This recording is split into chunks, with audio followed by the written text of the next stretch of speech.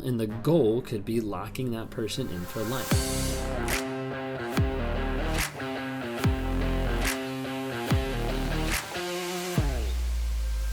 It's interesting. A lot of times I get to work with a lot of different people, with one-on-ones, with talking to people who struggle with narcissism, to people that are stuck in narcissistic abusive relationships. And it's fascinating at times talking to people across the country, across the globe, that have the same things in common, that have the same instances of what happened to them happened to another person. What happened in their narcissistic relationship happened the same way in someone else's relationship. What happened in that initial start of the relationship, or how it progressed, or the trigger points. It's amazing how you talk to different people and you start to realize whoa, a lot of this narcissistic tendencies are the same without narcissists even talking to each other. It's really crazy how it is. One of the things that's kind of stuck out to me some over the past little bit, and talking with people and seeing it come up more and more, is I've seen a lot of people when they went on their first date, when they had the first experience with the narcissist, they came back and they said, I didn't like him. She wasn't really the person I was looking for. And it's amazing to see how that initial thought, that initial reaction has appeared many times in different conversations one-on-one as we're diving into their past, as we're diving into the things that they've had to deal with or that they've gone through. And they start thinking, they're actually, you know what? I didn't like that person. When we first went out to eat, I thought they were rude. I thought they were kind of like a snob. I thought that they were just really full of themselves. And I didn't think anything of it. I didn't think it was going to go anywhere because I didn't like them.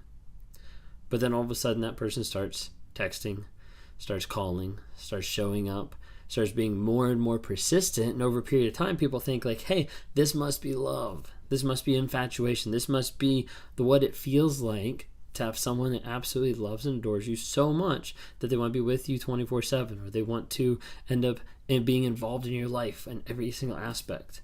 And they don't start realizing some of the toxic traits and behaviors that get hidden under the surface by a narcissist coming into their lives and making them feel like they're the best person ever.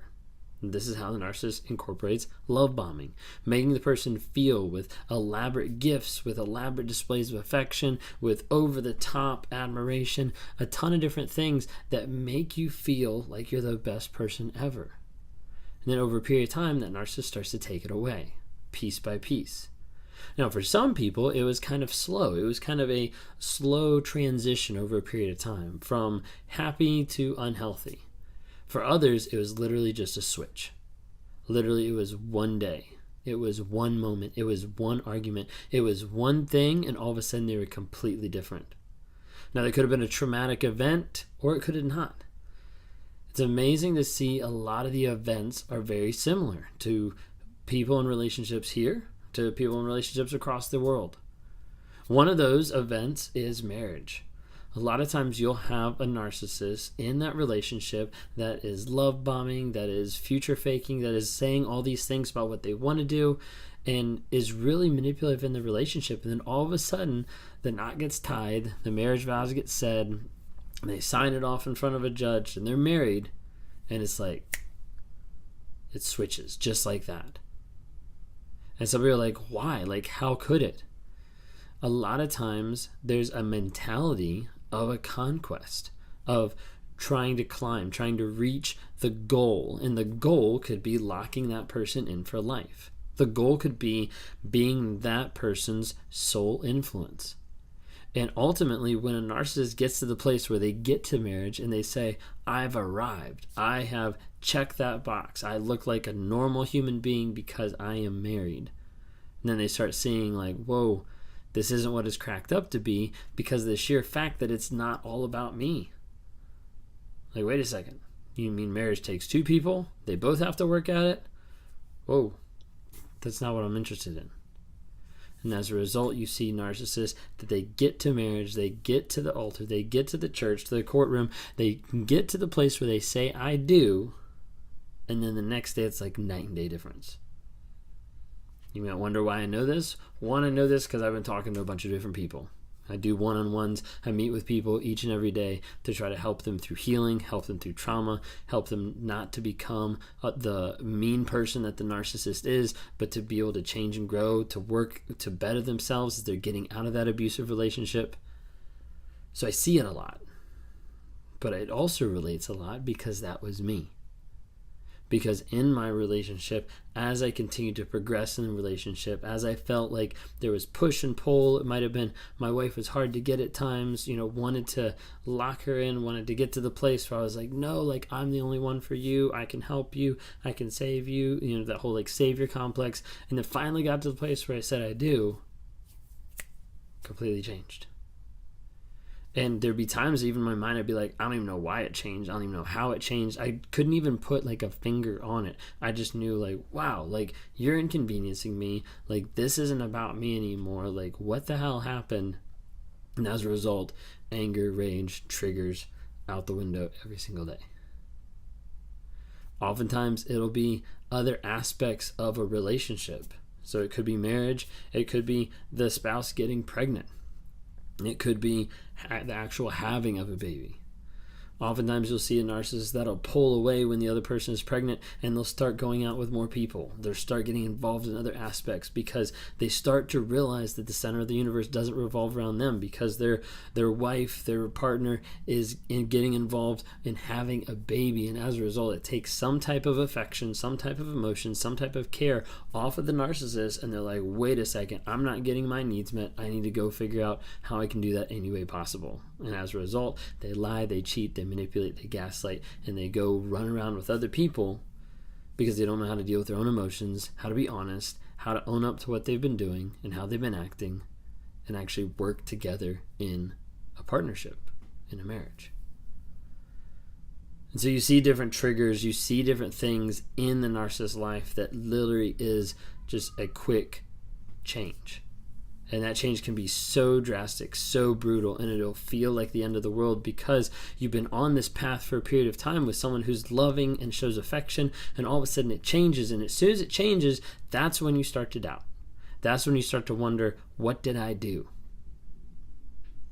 And when you start to wonder, what did I do, to the point that it evades your mind and your thought and your emotions, that's when they start to trap you even more, because they can pull you in piece by piece until you get to the place that they gaslight you enough so that you think it is because you did something. But more often than not, in a toxic relationship with a narcissist, it's literally a switch of them understanding that they no longer have control over you and they have lost the total spotlight on them. When a narcissist starts to realize that the world doesn't revolve around them and the people around them start to treat them like the world doesn't revolve around them, it's an awakening moment. And typically that moment is covered with rage and discard. Because the narcissist doesn't want to be honest with what's going on in their lives. They don't want to be real about the things that they have affected others with, the things that have affected them to become the people that they are. And as a result, they don't grow, they don't live in a place of vulnerability or change, or where that's even possible, or where that's even a reality that they could even live in. So when you think back on the relationships that you had, when you think back on the relationship that you had with a narcissist, think back and just question yourself, like, did I actually like this person? Was I actually attracted to her when I first met her? What was some of the triggers? What were some of the changes that happened that just switched it? And understand, when that switch happens, it's almost 99% of the time has nothing to do with you. It just has to do with them, their sense of self, their validation that makes them pull away, makes them attack even more aggressively because they're not getting what they think they deserve. If you've been with a narcissist and you've left, or if you're still in a narcissistic relationship and you're getting abused, please seek guidance to get out and to find safety. Because you can't have safety if you're continuing to be abused by another person. Reach out to people, talk to a therapist, work through whatever's going on in your life so you can find healing, growth, and change to become the person that you need to be, the person that you want to be, and the person that you possibly were before you even met the narcissist. I'd love to talk to you one-on-one. I have a website, rawmotivations.com. I talk to people on there every single day that are struggling with abuse, that are struggling with dealing with and getting through their emotions and the facts of what the narcissist did to their lives.